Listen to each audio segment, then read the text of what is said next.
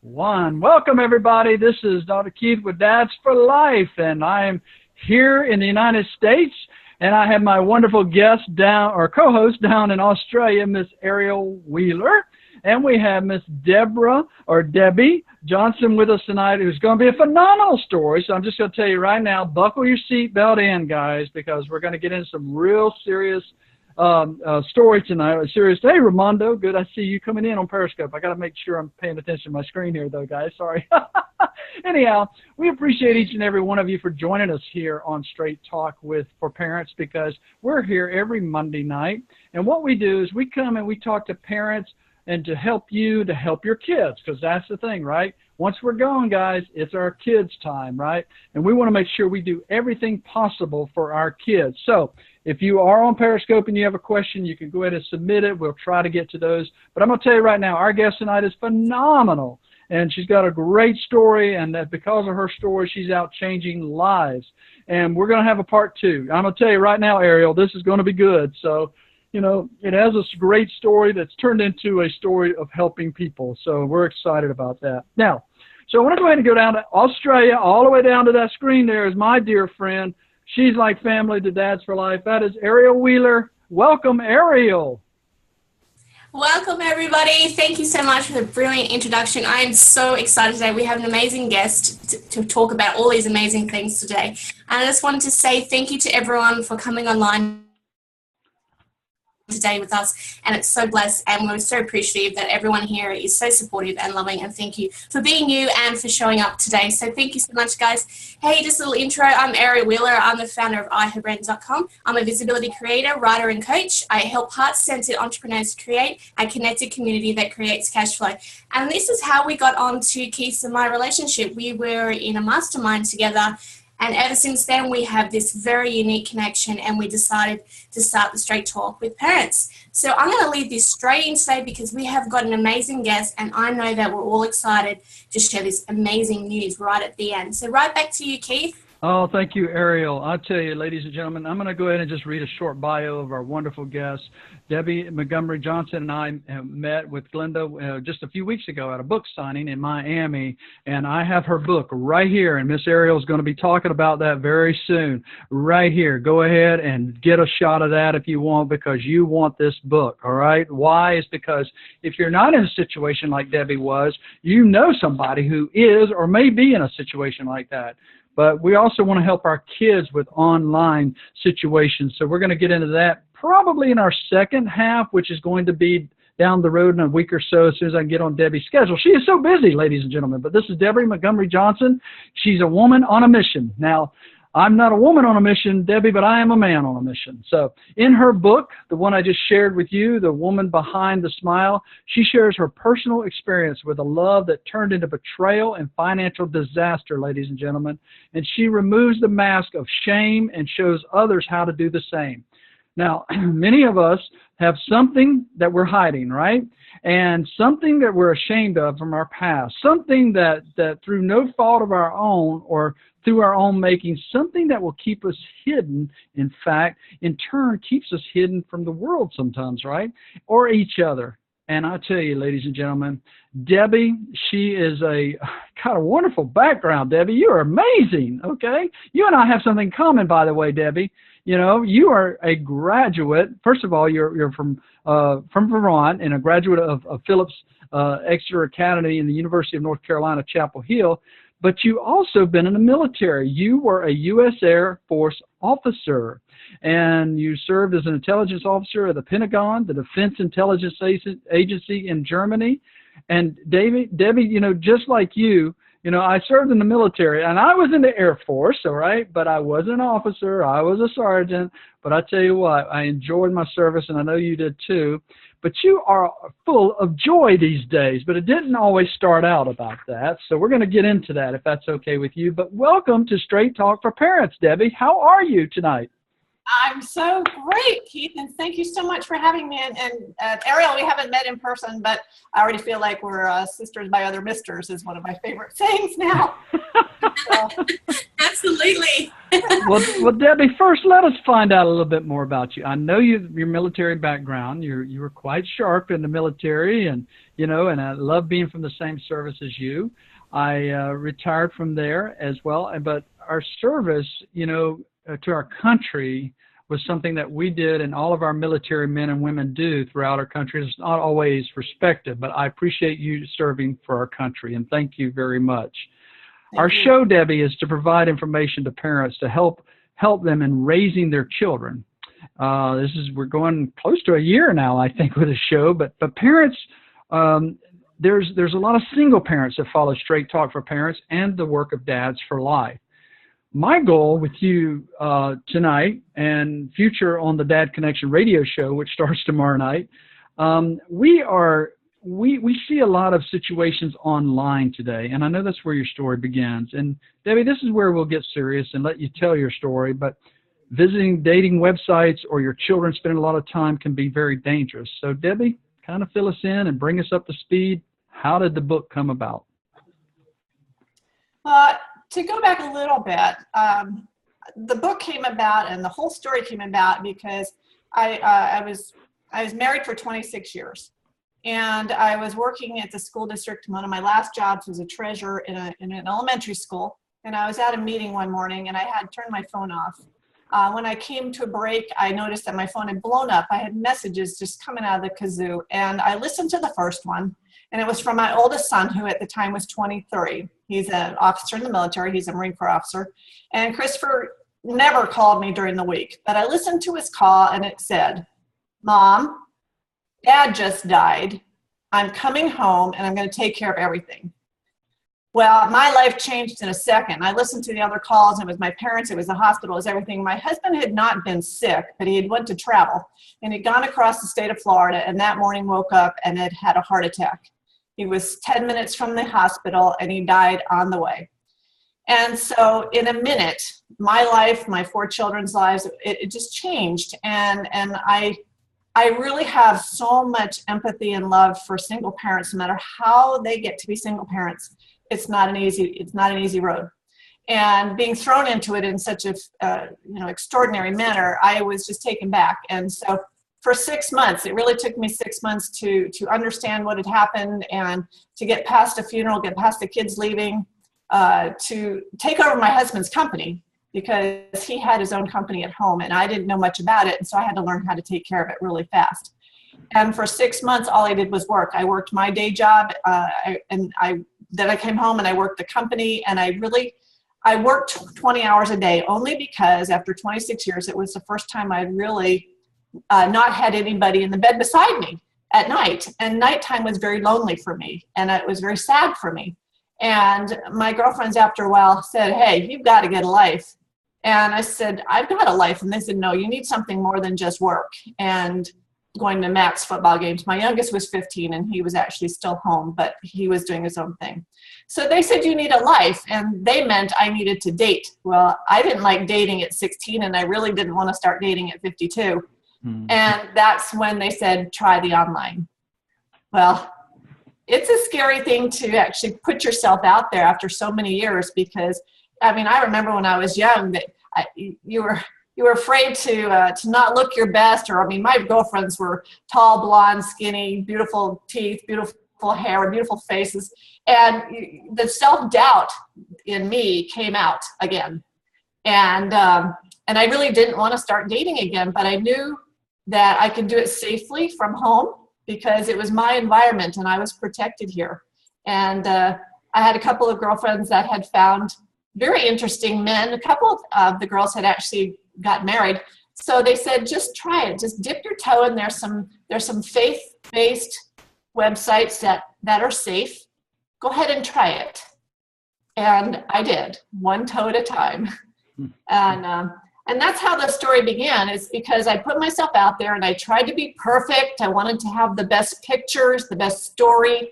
I showed pictures of me and of my children because, 4 kids could be seen as some baggage, although they're terrific kids. So I put myself out there and I waited. And then I realized that, gosh, the men out there are really not the guys that I was looking for. They didn't write very well. They didn't present very well. Their pictures weren't so great. I'm thinking, oh, now what am I doing? And then I was contacted by a very good-looking man from London, and he was in international business. I own the company now, so I understood business overseas. And it was extraordinary because his name is Eric, and Eric was in Houston at the time, but he had just gotten a contract to do a job in Malaysia. And he worked with hardwood trees. He brokered hardwood trees. I own trees in Costa Rica. So it just was a natural connection, and it was really fantastic. And so we started this online chat at the website. And it was fun. I remember Thanksgiving Day was our first day to really talk, and I'd be running back and forth with my mother and dad, and we'd be putting together a turkey, and I'd be describing to him an American Thanksgiving because here he was from Britain. And it was an extraordinary day that we were online probably 8 hours. We did that for weeks and weeks. And he became part of my life. But I also at that point went off the website because he said, Deb, I'm traveling and I always can't get on the website. Can you go to Yahoo Chat? Well, at the time I was very naive as far as technology and what was available. I mean, this is 7 years ago.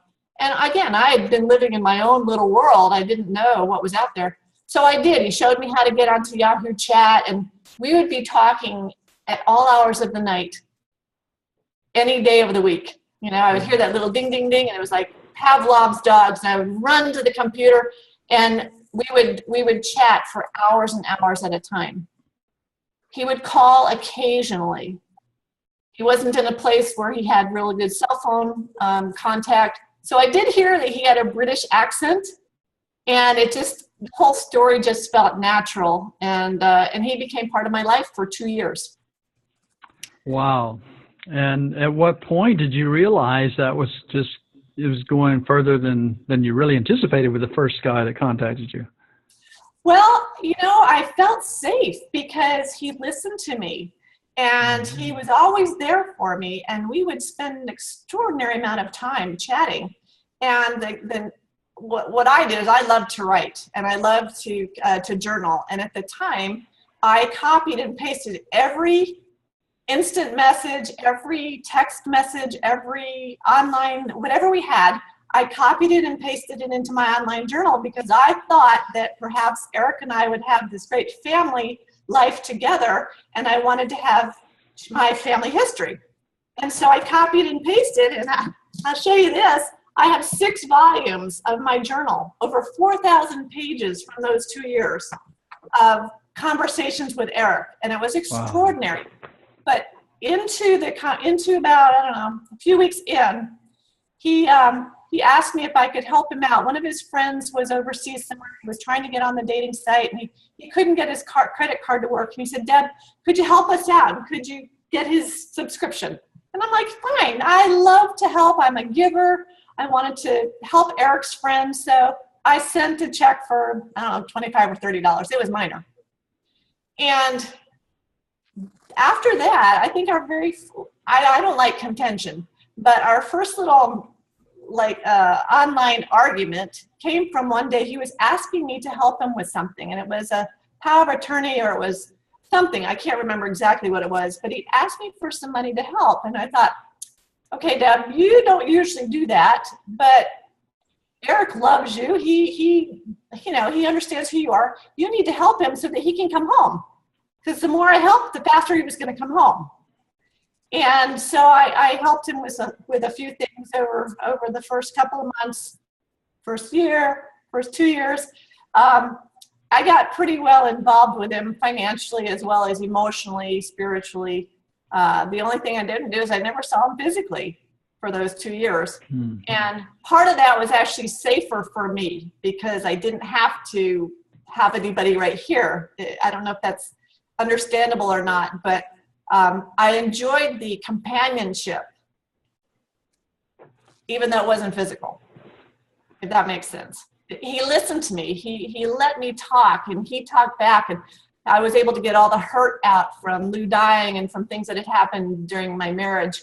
And it was just an extraordinary experience. And I tell my friends it was more like a therapist. It was a 2-year therapist. Mm. It was amazing.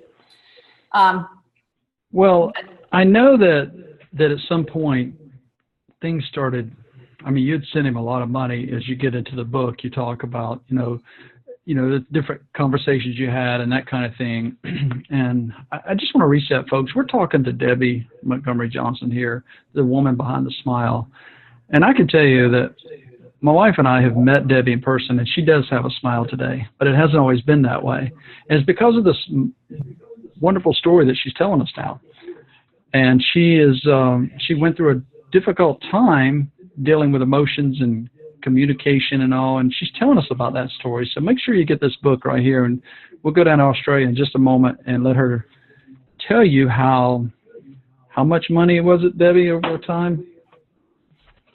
Well, it hold your breath, because it was actually out over 2 years. It turned out to be over $1 million. And I can hear the gasps. And if you knew me, you would not understand. There's no way I would do that. I was what I quote, one of those damn Yankees who does not give money away easily. Right. But my heart ruled my head. And somehow Eric had my heart just wrapped up in his life. And it was extraordinary. My mom and dad got involved. And my father said, too, I mean, after 2 years, we trusted this man with everything. And yeah. I don't know, how to go on with this story, because I know people know what's happened now. Right.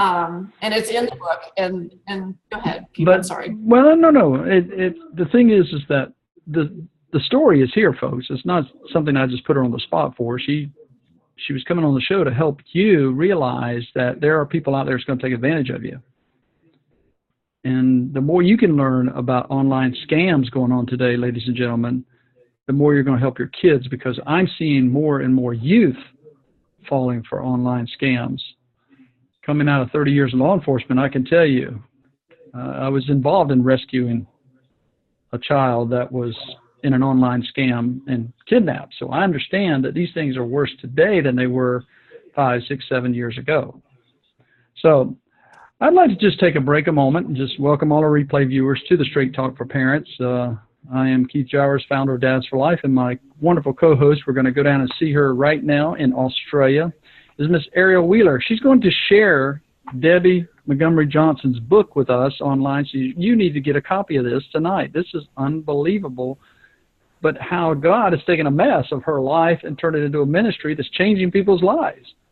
And that's what Straight Talk for Parents is for. We're trying to help parents help their children and by helping themselves, but Dads for Life was started because a mess became a ministry, Debby. So, Ariel, welcome Debby to the show here, and show us what she has on her website for folks if they want to get 7 steps, I think, to empowering themselves. So, absolutely. I'm happy to share the screen. And Debby, thank you so much for sharing your story, because I can imagine there is many of us who have been out there who've been contacted by people who are exactly like that. I don't even know what those people are thinking, but for people who have had that experience, it's so great that you can share that story, because some of us have only had that experience probably like this big compared to yours, like so minuscule, where we get a few messages and we're just like, oh, okay, this person's a bit weird. But to have someone, have your heart and take you for that ride, I just applaud you for sharing that story, because I can imagine still telling that story. It must be still painful to share it. But so thank you so much for being open with us. We appreciate it. Well, thanks, Ariel. And actually, it's very interesting. The more I tell it, the more powerful I feel, the more in charge I feel. And I had to put it behind me. I mean, it is a story of my life now, but it doesn't drive me. I don't live by it. What I live by is being able to tell it, because I hid it for so many years. Mm-hmm. And that's my message, is that we all have something that's happened in our lives and we hide it, and it holds us back. And I'm really quite grateful now that it not that it happened, but in a way it happened, because now I know who I am. I found my voice, but Eric confessed to me, and that was a closure for me, because he could have walked away. I think most guys that are scammers walk away and you never know what happened. And thank goodness that didn't happen, because it would have been worse for me than when my husband died, because this time I was a part of it. And that's my message, is we've got to be careful, because we're so trusting. I know I am. I was such a trusting person that who would lie to me for 2 years? My gosh, I mean, your children might lie once or twice, but you catch them. Your friends might lie once or twice, but it's white lies. It's not malicious, but it is today. It really is today. So. Absolutely, yeah. I saw Keith said something about finding out what happened. Well, to really cut this a little bit short, is that the reason I found out Eric was not my Eric is because one day he came online and he wrote and said, "Deb, how do you feel about forgiveness?" Well, I'm a very spiritual person, and I put on my spiritual hat, and I got my scriptures, and I got my books out, and for hours and hours we talked about it. And then we got disconnected. And he came back on a little bit later, and he said, "Do you remember what we were talking about?" And I said, "Absolutely." I said, "Eric," I said, "did I do something wrong?" And he said, "No." He said, "But I need to know that you're going to forgive me, because what I'm going to say is going to hurt you."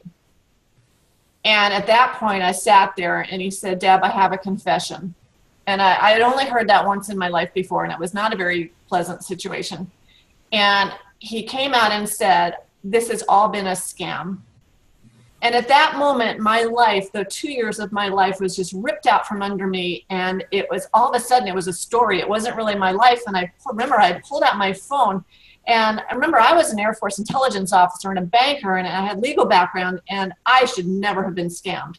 But all of a sudden, my Intel hat went on, and I pulled out my telephone, and I took a picture of my screen. I'm looking at my screen. I actually hadn't come to it yet. But at that point, I said, "Eric, you're lying. Something is wrong." And he said, "No, I'm going to prove to you that I'm not lying." And I said, "How are you going to do that?" And he said, "On Yahoo Chat, there's a little camera, and down the bottom of your screen, I will come on live." And I was expecting this brown-haired, brown-eyed, beautiful man from London. And at the bottom of my screen pops up a picture, and it is a brown-haired, brown-eyed, brown-haired, brown-skinned man from Nigeria. And his name was not Eric, it was Joseph. And somehow my brain kicked in, and I took a picture of him. The picture is in my book. And it is not the picture of the man that I had fallen in love with. And oh gosh, I can't explain to you how it was like having a knife put into me.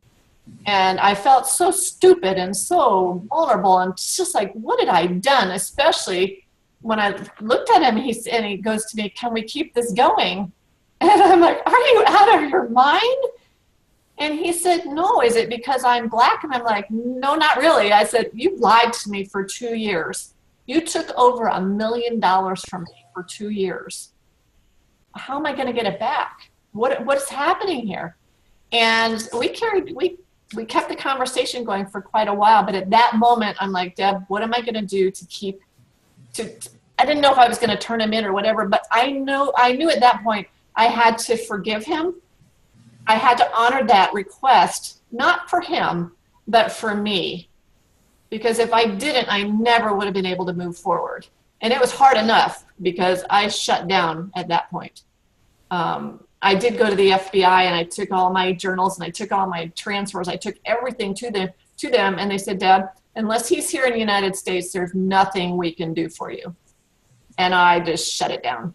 I didn't talk about it except for my mother and dad, who came over to be with me. I did not tell a soul, not even my children. I felt so stupid. And I've talked to women since then. And I mean, we all do something that we think is stupid. And we all do something that we are vulnerable at. And we just don't want anybody to know about it. And so we hide. We just put up that mask and we hide. And it's damaging to ourselves, because we can't be the people that God wants us to be if we're hiding.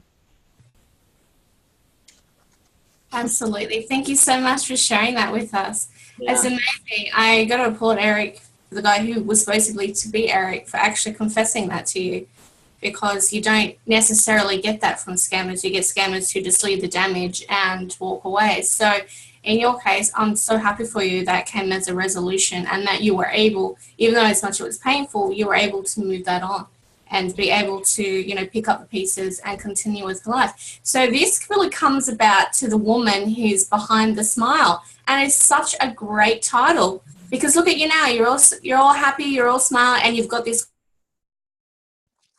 gorgeous smile. So of course the book's going to be about the smile, right? So I'm just going to share the screen because I love everyone who's on here to, you know, be able to get a handle of that book and, you know, just have that experience. But also for someone out there who is going through the same thing or has experienced something like this on some type of level, then this is the book to go to, and we're going to share that screen right now. Well, while you're doing that, what I think is extraordinary too is that so many people know of somebody going through it and they're trying to hide and they don't want their friends to know that they know. And all I can say is if you're in this situation, stop it, get out of it, and then find a friend that you can confide in, because part of the healing process is being able to talk about it in a safe environment. And fortunately, I have remarried, and the man that I was able, my husband, on our first or second date, I told him the story, and I said, if you can hang around for that, you're going to be here for good. And he's just supported me in being able to speak about it. But that's the hardest thing to do, is to tell somebody, because you have to realize that it doesn't matter what people think about you. It matters what you think about you. And coming out like that in whatever situation you have is very, very difficult, but it is so worth it. So worth it. And very empowering as well. Absolutely. Absolutely. So this is the woman behind the smile, the triumph over the ultimate online dating betrayal. So I'm just going to let Debbie just have a little talk about her book. And just for everyone out there, it is available on Kindle and paperback. So if you have a Kindle, you can grab it. And if you love the old smell of old dusty books, then definitely grab a paperback book, because I'm old-fashioned, so I'm definitely a paperback girl. So Debbie, just tell us a little bit more about the book, because you definitely highlight here the catfish story. And I know there is a show in the US called Catfish. And it's actually very interesting, because when I was... So this is a great thing to not only just talk about, but... I was looking at... keep going. Go ahead. No, I was looking at some videos about the catfishing thing, and we were going to use that as part of the title of the book, and one of my friends said, what is that? Because in the United States, catfishing is literally going after a catfish. And but I found a YouTube video from Australia, and it was a team of reporters that went after a group of scammers, and they actually found them, which was extraordinary. So it's not something that's it's not just here in the US, it is worldwide. And it happens. And it happens. It does. Yeah. You could go anywhere. You could go right down to the shopping center where it's Woolworths, Coles, or, you know, go down to the 7-Eleven, your car could get swiped. So it's always important to have yourself protected, but also not to live in fear of being scammed, because when you live in that fear of being scammed, it's going to happen regardless. It is, and that's why there's no point living in fear. Live your life like normal, but just make sure you're protected.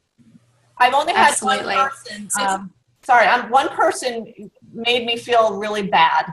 And I was looking at her when she was doing that, thinking, someday something's going to happen to you. And you're going to realize that we can all be taken advantage of in one way or another. Maybe not with the money, but by just something's going to happen. And you can't make somebody feel bad because of their mistake or what they did. For me, I've learned so much. It's a growing experience. And it was just, it's one of those things. I guess that's something, the only way I could have learned what I needed to learn out of this, and the only way for me to really find my voice was for something so horrific to happen. But I know I can get through it. Absolutely. And this is a great book for not only to share your story, but also to inspire so many men and women out there who may be experiencing this. So this is definitely a book to grab onto and definitely have in your back pocket, as not only just as a read, but also for you if you are experiencing this, or you've experienced it at some level. So this is a great book to have in your back pocket and on your shelf, and to share it with your friends, because it's very important that we get this message out and we share it with not only just with our family, with our friends, but also with our children, because the internet is growing, and unfortunately there is no such thing as privacy. not even our own home. So it's important that we also protect our children as well. So definitely grab this book, guys. And I'm going to pop everyone over to Debbie's website too. So if anyone has any questions or if they would love to get in contact with Debbie, and if Debbie could help them, that would be fantastic. She has got a wealth of knowledge here on this subject, and she may be able to help you and point you in the right direction, or at least just talk about it if you don't feel safe talking it with your friends or your family or someone that you know. So Debbie, just tell us a little bit about your website here. This is a great website. Well, the website came about when I was on a radio show, and we wanted a place for them to go, because I came up with the 7 steps to stand up in your power. And somebody asked me once did I come up with those, and I actually did. I was sitting in a parking lot down at a friend's who was wanting to do a movie about the book, and I sat there in the parking lot saying, what could I give to people that have been through this? And I thought about standing up, which is interesting that I have to sit down for this broadcast, because I'm usually standing up and walking around the room, and I get so excited about it that I need to be up and out. But stand up for me was really the 7 steps to how I could get through this situation. And I'm doing a weekly video now based on the Stand Up series, and it's really very powerful for me to be able to use this platform to speak about whatever's holding us back. And the website has a picture of me skydiving. My daughter and I went skydiving a year after my husband died, and that was the very first time I'd really been bold and just did it. It was the most extraordinary experience with my daughter. And I've done it twice now, and it gave me the courage to move forward in something, because at this point when I was skydiving, I had not come out about my story. It was a few years later. But I figured if I can jump out of a perfectly good airplane, then I can do anything. Absolutely. I think you can. If you can jump out of that plane, don't go there. I wouldn't even jump out of a plane. But as Debbie said, if you can jump out of a plane, you can jump through hoops. And if you go through pregnancy, you can do anything. So the sky is not the limit, ladies and gentlemen. It is not the limit. Universe is definitely not the limit either. So go for it. If there's something that you want to do, go for it. Now, Keith has sent me a message here saying that we have a few questions